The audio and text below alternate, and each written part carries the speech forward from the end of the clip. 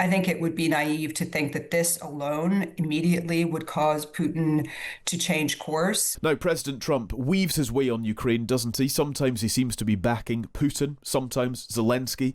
Now he's tracking away from Russia by putting sanctions on the country's biggest oil companies.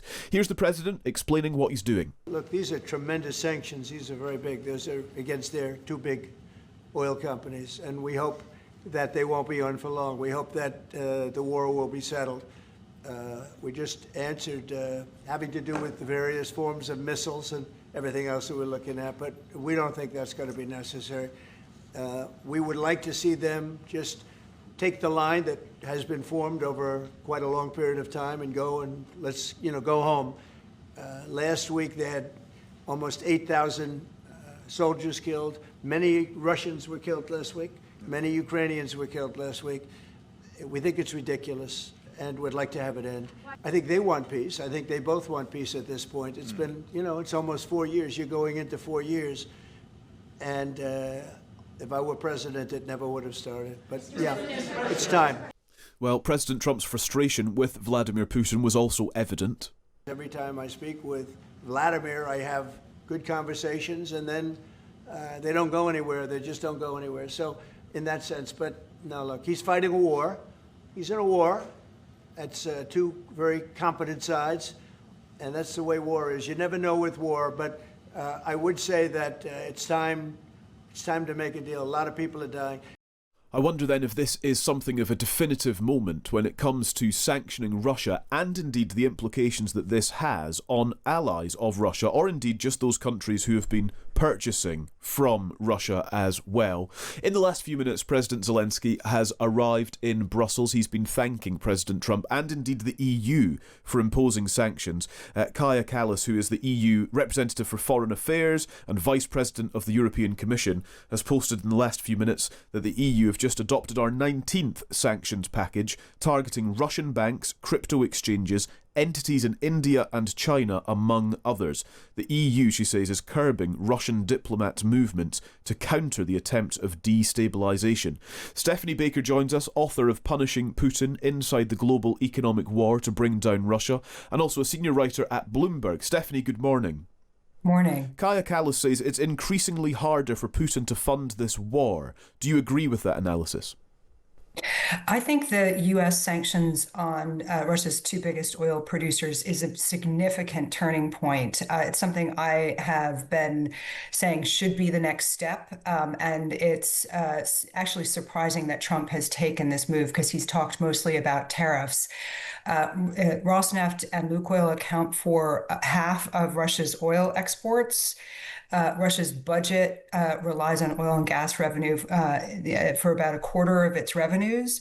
So I think this could have a really significant impact. And you're already seeing senior executives at Indian refineries, which have been buying huge amounts of Russian oil, saying these latest restrictions are going to make it all but impossible to continue doing that. So you're going to see a real drop in Russia's oil revenues as a result of these latest moves.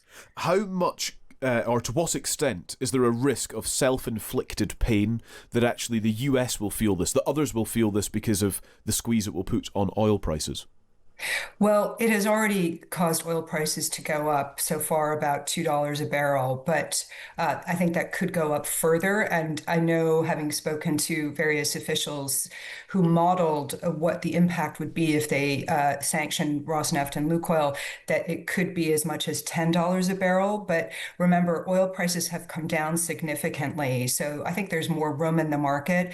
And there has been projections that oil capacity and production would result in increased supply as in the coming months. So I think there's room in the oil market to do this. And that, I think, really does hit Putin where it hurts.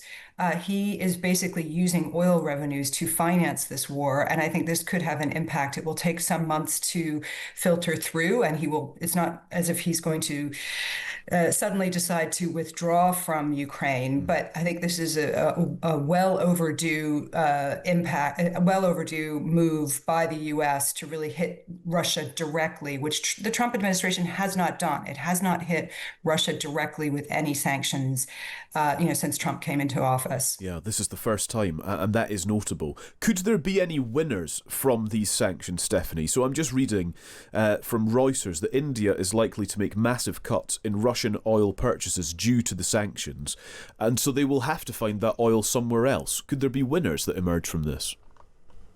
Well, in theory, the U.S. could be a winner in terms of it being a major oil exporter as well. The Middle East, the Gulf countries that are oil exporters, yeah, they will be looking to reduce their Russian oil imports and looking to others. It's a global market. It will have an impact on global prices, but it will make it much harder for Russia to operate. And it will put a question mark even on Chinese refineries that have been buying a lot of Russian oil.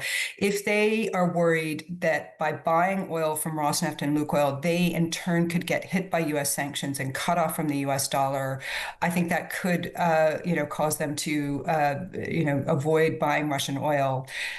So I think it has a global impact on the global oil market. Let's, Stephanie, just say there, we want to have a listen to President Zelensky, who's arrived in Brussels and has been taking questions from reporters. Here he is speaking a couple of minutes ago. Thank you, first of all, for invitation, and this decision of 19th package of sanctions is crucial for us. Thank you so much.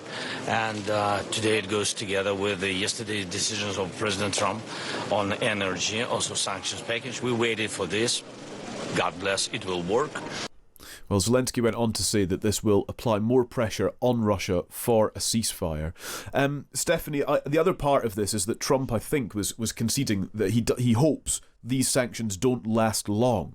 And I'm quite taken by that. I wonder if that is if Putin could interpret that as a cue to sort of just dig in, hold on, and Trump may have to back off. Look, I don't think Trump wanted to do this, which is why it's taken so long to get here. He tried diplomacy. It didn't work. Putin humiliated and embarrassed him multiple times by refusing to agree to a ceasefire. And I think Trump is holding out hope that these moves will encourage Putin to come back to the negotiating table and agree a ceasefire along the current battle lines, which he has refused to do.